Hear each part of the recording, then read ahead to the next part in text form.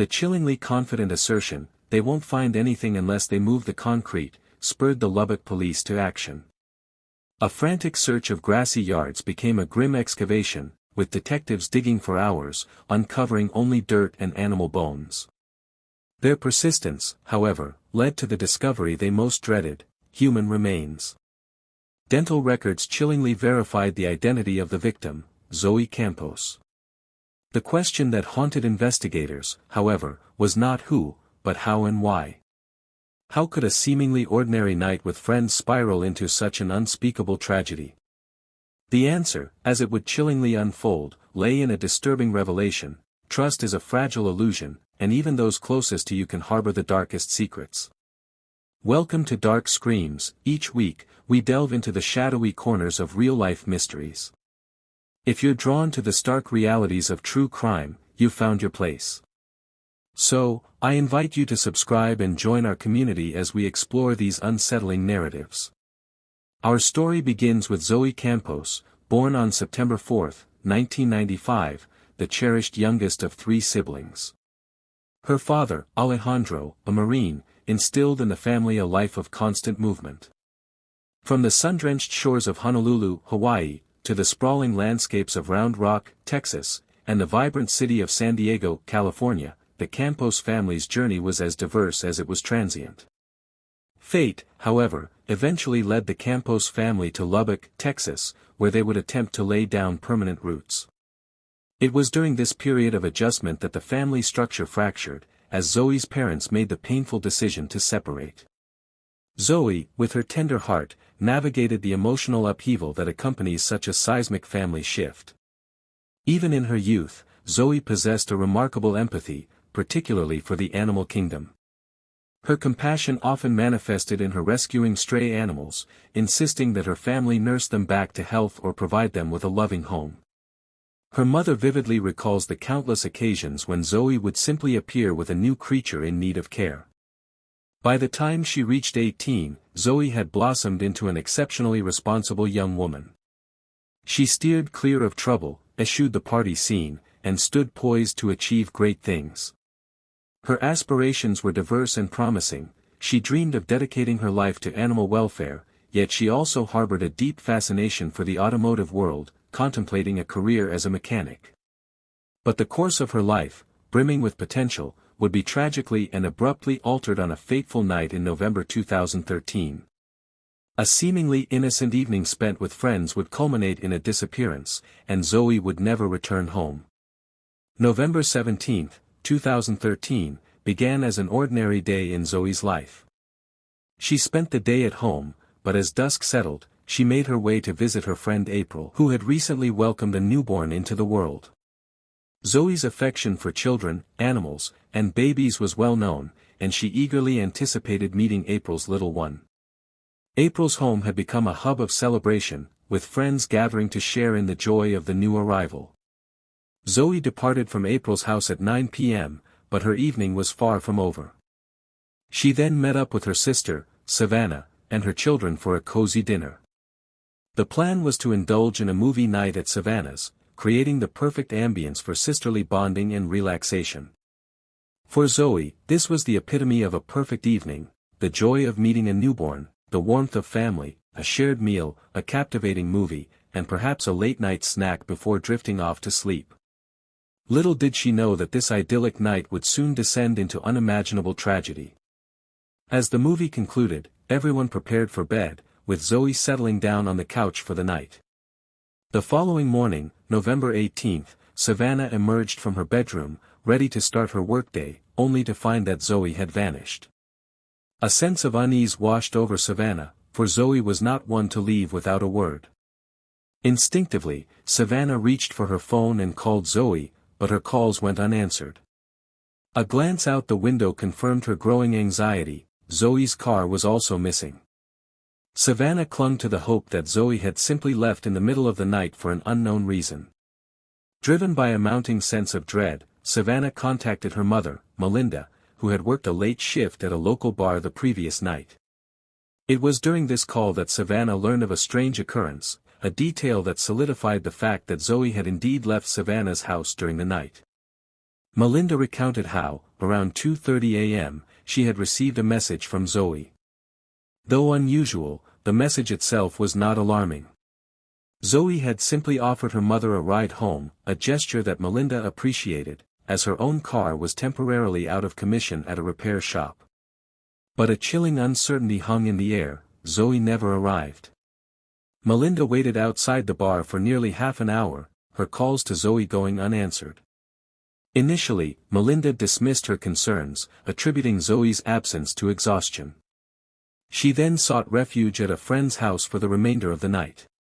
The call from Savannah, however, shattered any semblance of calm. The realization that no one had heard from Zoe ignited a desperate wave of anxiety in both women. They embarked on a frantic search, their calls echoing through the silence as they contacted Zoe's friends and local hospitals, but their efforts yielded nothing. Finally, at approximately 5 p.m., Melinda and Savannah made the agonizing decision to contact the police. The response from the detectives, however, was shockingly dismissive.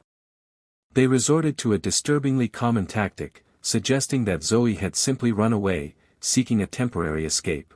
The detectives insisted on adhering to a 24-hour waiting period before officially filing a missing persons report, a decision that defied logic and compassion. Melinda and Savannah pleaded with the investigators, their voices laced with desperation as they emphasized Zoe's character and the unlikelihood of her simply disappearing. Their pleas, however, fell on deaf ears. The detectives remained resolute, refusing to acknowledge Zoe's disappearance until the following day. They did, however, issue an APB for Zoe's Lincoln Town car, a small concession in the face of overwhelming concern. But the wait for answers would be short-lived. The very next day, Zoe's aunt, Monica, spotted her car on the road. The tinted windows obscured the driver's face, but Monica was certain that it was not Zoe. She described the driver as a young man in his 20s, wearing a hoodie. Monica and her son gave chase, but the car swiftly eluded them, disappearing after a sudden turn. Eventually, the car was discovered abandoned at Driftwood Apartments, the very complex where Zoe resided. Monica immediately alerted the police to this discovery. Detectives meticulously searched the vehicle, but there was no trace of Zoe. This revelation brought a mix of dread and relief to Monica. While the possibility of Zoe being trapped in the car by the driver was terrifying, her absence only deepened the mystery. The harsh reality remained: Zoe was gone, vanished without a trace.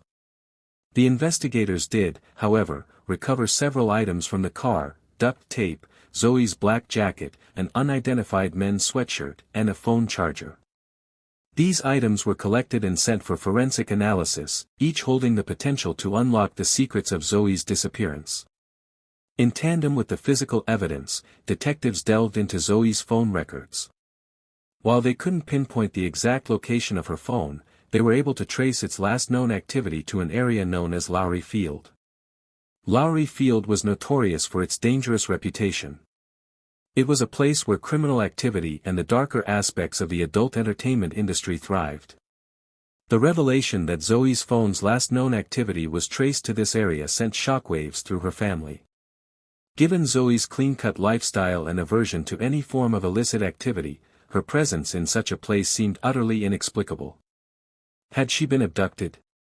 Lured there under false pretenses? And the most agonizing question of all, was she even still alive? As the investigation gained momentum, detectives sought to piece together the puzzle of Zoe's life, starting with those closest to her. The first person of interest was Zoe's ex-boyfriend, Joe. Their relationship had ended amicably, with no lingering animosity. Joe expressed genuine concern for Zoe's well-being and, crucially, possessed an unshakable alibi for the night of her disappearance. The investigation then turned to another former boyfriend, a young man named Jacob. Zoe had ended their relationship after discovering his infidelity. Despite maintaining contact with Zoe in the days leading up to her disappearance, Jacob, too, had a solid alibi for that fateful night. Though Jacob had a history of trouble, the detectives found no concrete evidence to link him to Zoe's disappearance. The investigative lens then focused on a man named Ben. The connection was unsettling. Ben had been romantically involved with Zoe's mother, Melinda. A chilling revelation emerged from Zoe's phone records: she had placed a call to Ben on the very night she vanished. The reason behind this call became a crucial question mark in the investigation. The investigators brought Ben in for questioning and subjected him to a polygraph test. But the trail ran cold once again. Ben had a verifiable alibi, and his demeanor during the investigation was open and cooperative.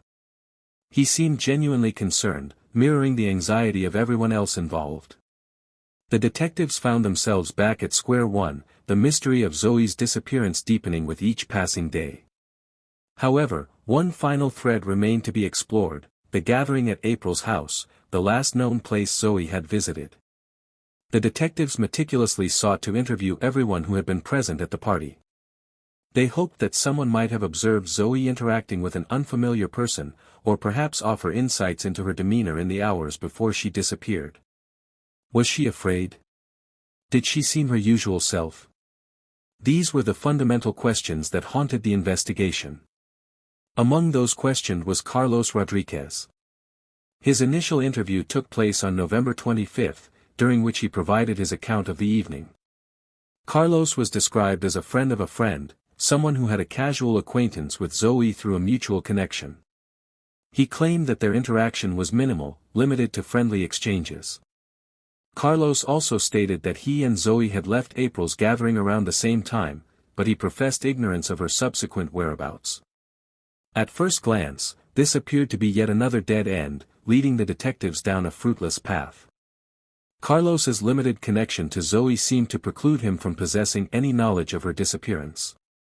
However, a nagging inconsistency in Carlos's narrative aroused the detectives' suspicion. Lacking concrete evidence, they were unable to take immediate action, but they resolved to monitor Carlos closely, their instincts telling them that he held a key to this perplexing mystery.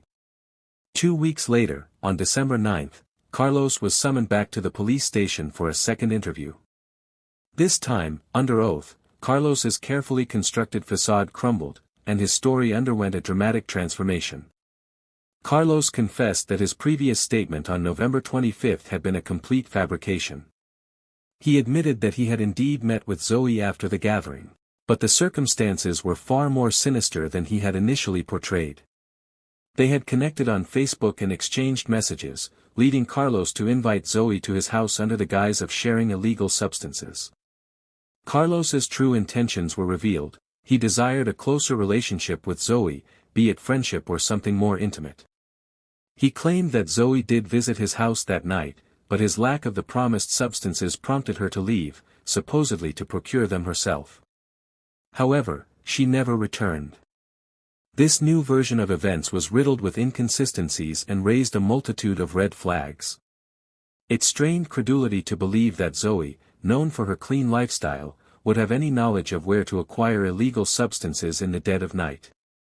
Furthermore, despite Carlos's vehement denials of any involvement in Zoe's disappearance, his behavior was textbook suspect. He was, after all, the last known person to have been with her. The detectives recognized the glaring signs of deception. Adding another layer of suspicion, Carlos's residence was located in none other than Lowry Field. This detail was particularly significant, as Lowry Field was the area where Zoe's phone had last been traced. Despite the mounting circumstantial evidence, investigators faced a formidable challenge in building a case against Carlos. The absence of direct physical evidence linking him to Zoe's disappearance hampered their efforts. Undeterred, the detectives relentlessly pursued Carlos, subjecting him to repeated questioning, hoping to elicit a crucial slip-up that would expose the truth. Simultaneously, Carlos's house underwent a thorough search. However, Carlos had since moved out, complicating the search and making the recovery of potential evidence increasingly difficult. The male sweatshirt found in Zoe's car, initially an enigma, was finally identified as belonging to Carlos. Even more damning, forensic tests confirmed the presence of Zoe's DNA on the jacket. The weight of this evidence shattered Carlos's denials. He could no longer refute the fact that he was with Zoe on the night she disappeared. Yet, despite this breakthrough, the investigation into Zoe's disappearance dragged on for years. The passage of time only deepened the anguish of Zoe's loved ones. It was nearly 4 years later when Carlos was once again brought in for questioning. This time, the interview was conducted within the confines of the Lubbock County Correctional Center. Carlos was now an inmate, serving time for stalking a former girlfriend, a chilling glimpse into his pattern of disturbing behavior. It also became clear that for 4 long years, Carlos had deliberately withheld crucial information about Zoe, despite the police's unwavering suspicion that he knew more than he revealed. Finally, in July 2018, a fellow inmate at the correctional center approached the detectives with a piece of information that would shatter the case wide open. The inmate recounted a conversation with Carlos, during which they discussed the search of Carlos's former residence. In a chillingly casual tone, Carlos had stated, they wouldn't find anything until they moved the concrete. This cryptic statement ignited a renewed sense of urgency in the investigation. The detectives immediately descended upon Carlos's former home, prepared to do exactly as he had suggested, move the concrete. With the assistance of cadaver dogs, they focused their search on a specific area in the backyard, an area that appeared to have been recently covered with concrete. Oddly, the police reports never explicitly mentioned the discovery of any concrete. As the detectives began to excavate the designated area, their shovels struck something hard. They unearthed a collection of bones, a discovery that filled them with a profound sense of dread. The remains were swiftly sent for testing, the detectives bracing themselves for the truth. The initial results, however, delivered a crushing blow. The remains were not human, they were animal bones.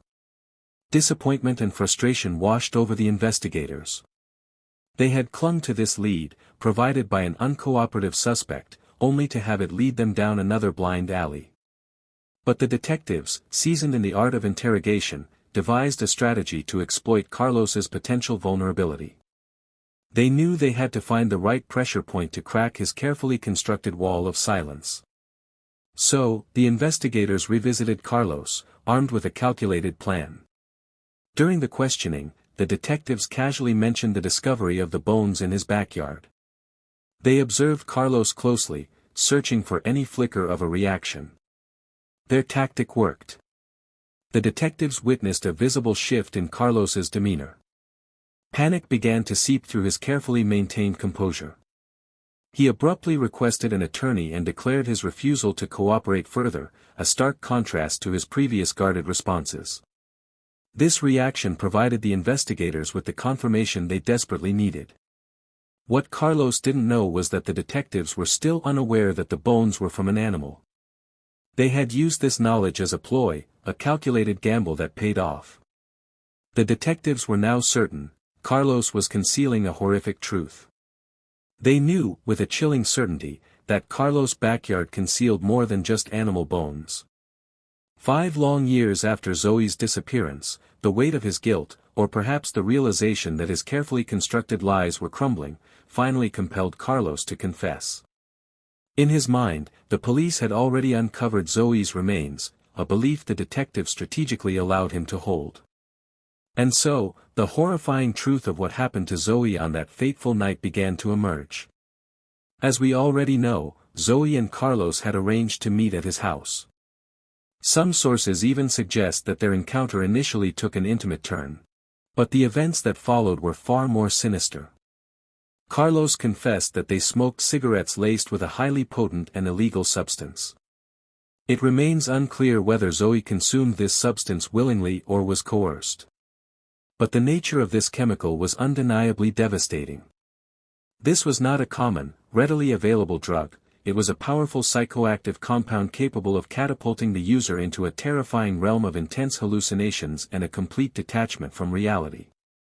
Carlos recounted the horrifying events that unfolded after they smoked. He turned to look at Zoe, but the girl he knew was no longer there. In his drug-induced state, he perceived a monstrous figure, a demon, where Zoe once stood.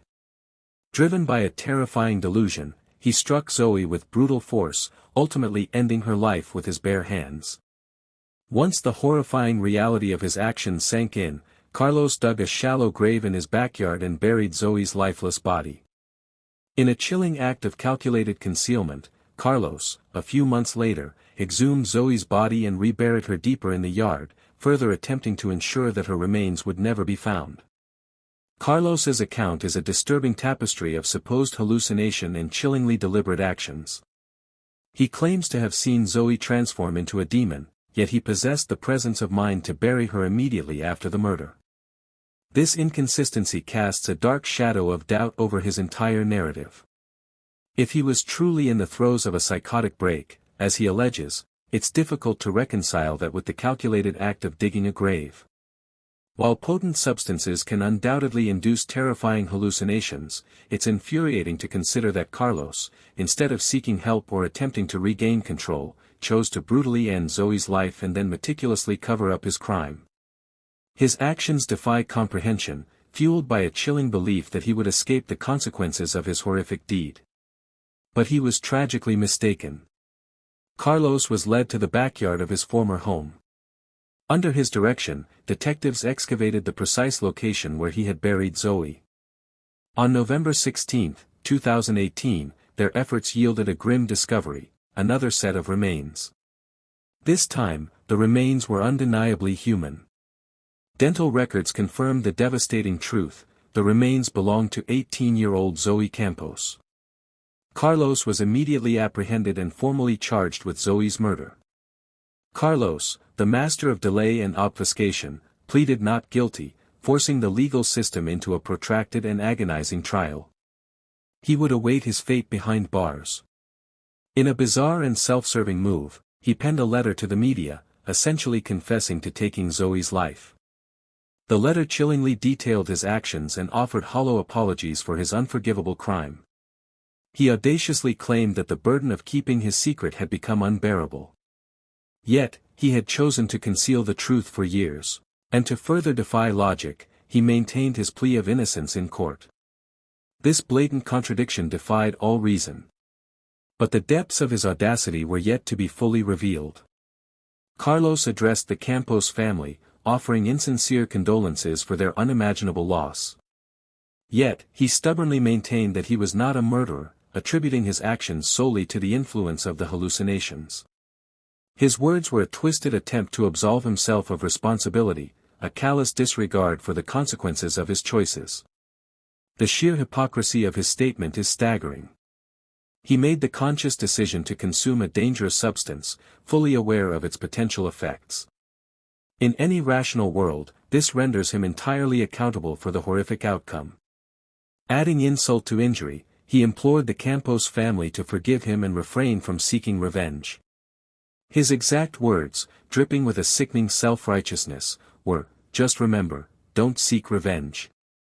Seek justice. Don't hate your enemies. Love them and forgive them." Such pronouncements defy comprehension. But let us return to the trial, where this man faced the consequences of his monstrous actions. The trial commenced in 2022, and the jury deliberated with swift and decisive justice. 29-year-old Carlos Rodriguez was found guilty of the murder of Zoe Campos. His sentence: life imprisonment. The jury reached their verdict in a mere 14 minutes, a testament to the overwhelming weight of the evidence against him. The news that Zoe's remains had been recovered plunged her family into a tidal wave of grief. The anguish of her mother and sister was immeasurable. The years of uncertainty, the agonizing absence, the relentless cycle of hope and despair, had taken an unbearable toll. The only sliver of solace amidst this devastation was the opportunity to bring Zoe home and lay her to rest. Zoe's funeral, held on December 4, 2018, was a poignant farewell to a young woman who possessed the potential to fill the world with her love for animals, her skill as a mechanic, and her infectious joy. Zoe's mother, Melinda, deeply mourns the loss of her daughter's radiant smile and the sound of her voice. She has described the ordeal of planning Zoe's funeral as the most excruciating experience of her life, a pain she prays no parent ever has to endure. We can only hope that the Campos family eventually finds some semblance of peace after this unimaginable tragedy. Words seem inadequate to capture the sheer horror of this case. Illegal substances are a destructive force, capable of shattering lives in countless ways. Even if Carlos initially harbored no intention of harming Zoe, this case stands as a stark reminder of the catastrophic consequences of drug use. The path of addiction and altered reality can only lead to devastation, leaving a trail of heartache and irreparable loss. Thank you for joining me for another episode of Dark Screams. I'd like to extend a special thank you to my channel members. Your support is deeply appreciated. If you'd like to become a member, you can find the Join button below the video or in the description. If you found this video compelling, I encourage you to explore other cases on my channel. And of course, please subscribe to stay updated on future releases.